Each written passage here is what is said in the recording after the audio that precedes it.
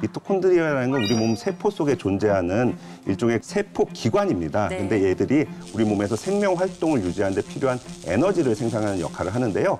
근데 이 만약에 미토콘드리아의 기능에 문제가 생기면 세포의 조직이라든지 기관의 기능 저하로 이어지고 혈압이 잘 관리가 안 된다든지 고지혈증과 같은 혈관 질환은 물론 신장, 콩팥 질환이라든지 파킨슨이라든지 드물긴 하지만 암까지도 유발할 수 있다고 알려져 있습니다. 이때 도움이 되는 것이 바로 코엔자임 Q10입니다. 이 코엔자임 Q10이라는 거는요, 네. 미토콘드리아가 에너지를 만들 때 꼭 필요하기 때문에 우리가 핵심 보조 효소라고 얘기를 합니다.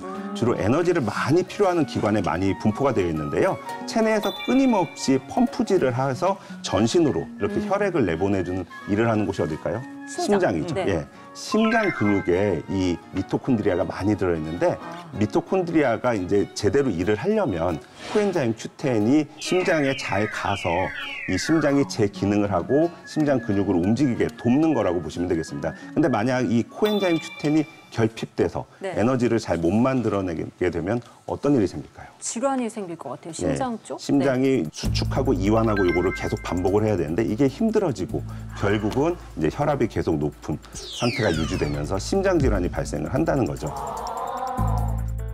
네, 이에 관한 연구도 있습니다. 덴마크 코펜하겐 대학의 심장센터에서 만성 심부전 환자들을 코엔자임 Q10 섭취근과 위약 투약 그룹으로 나눠서 1일 3회 섭취토록 했습니다.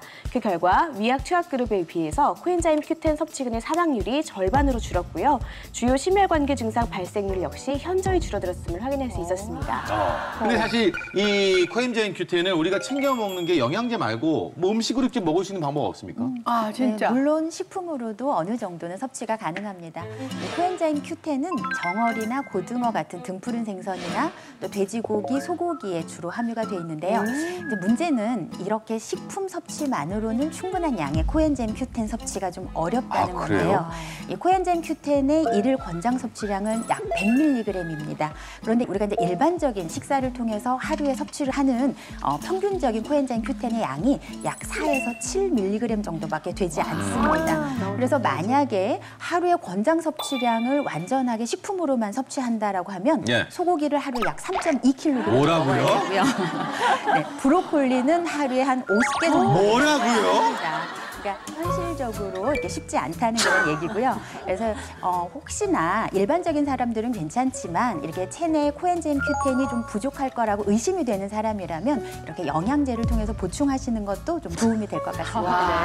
그렇구나. 코엔자임 Q10은 힘이에요. 우리가 에너지를 만들 때 코엔자임 Q10이 없으면 에너지가 떨어져요. 그래서 이게 부족하게 되면 뭐 심장질환 잘 생기고요. 뇌졸중 잘 생기고 파킨슨병부터 해가지고 굉장히 중요한 굉장히 비타민이네요. 많아요. 그렇죠. 고지혈증 환자들이요. 사실은 고지혈증 약을 먹을 때 그 약으로 인해서 코엔자임 Q10이 떨어진다고 그래요. 그래서 FDA에서 이제 그 고지혈증 약 먹는 사람들은 코Q10을 꼭 같이 먹으라는 거가 나오면서부터 사람들이 이제 관심이 갔고요. 일본이나 이제 외국 같은 경우들은 코Q10을 굉장히 많이 먹었어요. 코엔자임 Q10 같은 경우는 이제 보통 우리 몸에서 만들어요. 근데 40대가 넘어가면서부터 이게 기하급수로 떨어지기 시작해요. 아이고. 나이 때문에 그런 거죠? 나이대가 영향을 받습니다. 코엔자임 Q10이 지금 굉장히 필요하거든요, 저는. 그렇죠. 이게 그럼 몇 살부터 이걸 먹는 게 좋아요? 보통 분들은?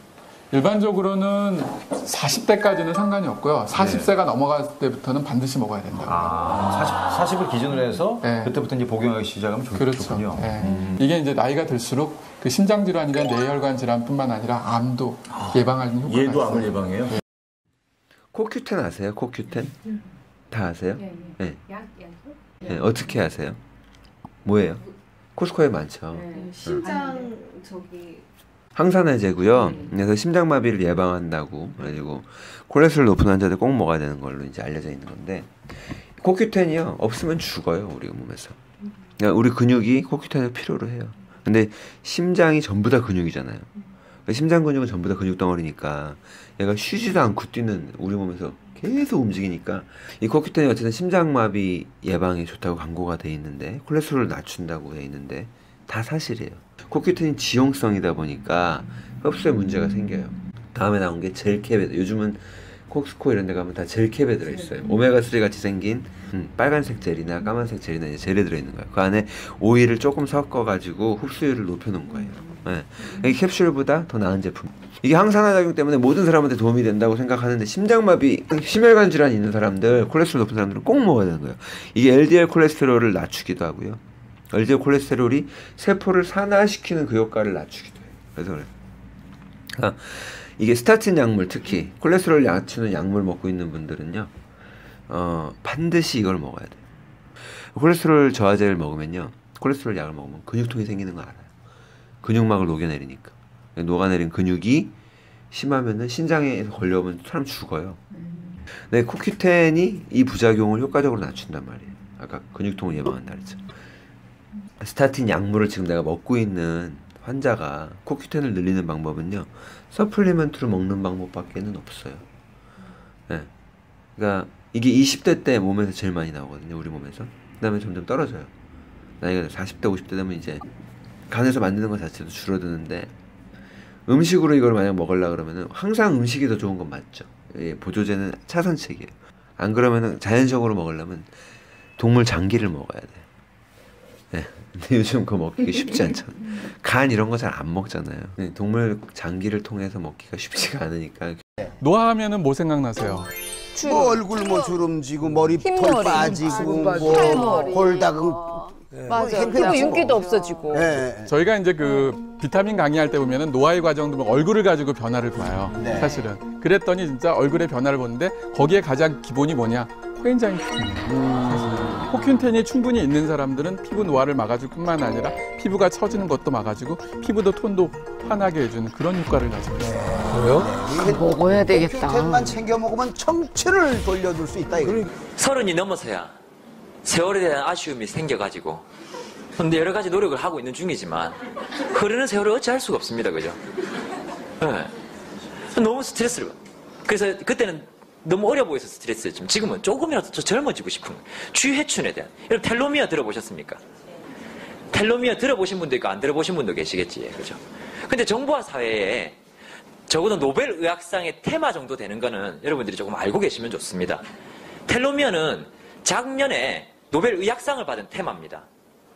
텔로미어가 뭐냐면 XY 염색체 끝에 있는 세포 분열을 지시한다 해야 됩니까? 세포 분열에 있어가지고 가장 중요한 역할을 하는 꼴이라는 그런 뜻인데 예를 들어 이렇게 생겼잖아요. 텔로미어가. 제가 가르쳐 드릴게요. 여러분 잘 들으면요 회춘할 수 있어요. 요렇게 생겨 있죠. X. 네. 요렇게 생겨 있어요. 예를 들어 요렇게 꿈틀이가 두 개 이렇게 있다고 생각하세요. 텔로미어가 이렇게 돼 있어요. 텔로미어입니다. 여기가. 요게 짧아지면서 노화가 된다는 걸 발견한 거예요. 요게 짧아지더라. 그리고 더 이상 이게 하나도 없으면 우리 몸은 뭘 멈춘다니까? 세포 분열을 멈춘다는 걸 알게 되었어요. 세포 분열이 안 되면 어떻게 됩니까? 죽는 거죠. 네. 세포 분열이 되지 않는다는 거예요. 그래서 이 텔로미어를 어떻게 하면 다시 기를 수 있거나 아니면 유지할 수 있을까를 한참을 고민한 그 과학자들이. 근데 굉장한 아이디어를 얻습니다. 우리 몸의 모든 새로 나는 세포들은 점점 늙기 시작합니다. 점점 노화되어 간다는 거죠. 근데 한 세포는 절대로 늙지 않습니다. 힌트가 어디냐면 생식기입니다. 제가 아이를 낳으면 어린아이가 나오죠. 제가 나오는 게 아니죠. 30살에 아이를 낳습니까? 자, 그러면 조금 더 오버해서 80의 할아버지가 기적적으로 임신을 시켰어요, 와이프를. 와이프는 젊었다 칩시다. 20대입니다. 80의 할아버지가 그러면 노인 아기가 나옵니까? 생 아기가 나옵니까? 어떤 게 나옵니까? 이해가십니까? 정자세포는 늙지 않더라는 거죠. 그걸 알게 된 겁니다. 할아버지가 임신시켜도 아기가 나온다라는 걸 알게 돼요. 여기서 입각하게 된 거죠. 그죠? 정자세포는 늙지 않는다. 거기서부터 막 연구를 해가지고 이게 노벨 의학상을 받았어요. 근데 그러면 뭘 해야 되느냐? 이걸 줄이기 위해서. 이제 고리타분합니다. 술 마시면 안 되고 담배 품으면 안 되고 뭐 이런 것들이죠. 명상을 해야 되고 영양제로서 지금 가장 각광받는 게 텔로미어. 텔로미어를 유지하거나 아니면 길게 할 수 있다라고 지금 얘기하고 있는 게 코큐텐입니다. 회춘의 영양소. 반드시 내일 분당 AP에 코큐텐을 품절내 주시기 바랍니다.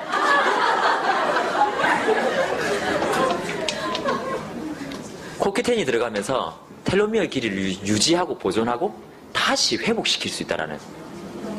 그래서 쥐해춘이 뭐냐면 노화된 쥐는 생식 기능이 없어져 버립니다. 그리고 뇌도 원래 양의 25%로 줄어버렸어요. 쥐가 노화되니까. 근데 텔로미어 길이를 기를 수 있도록 여러 가지 그 작업들을 해주고 나니까 다시 생식 기능이 재생됐습니다.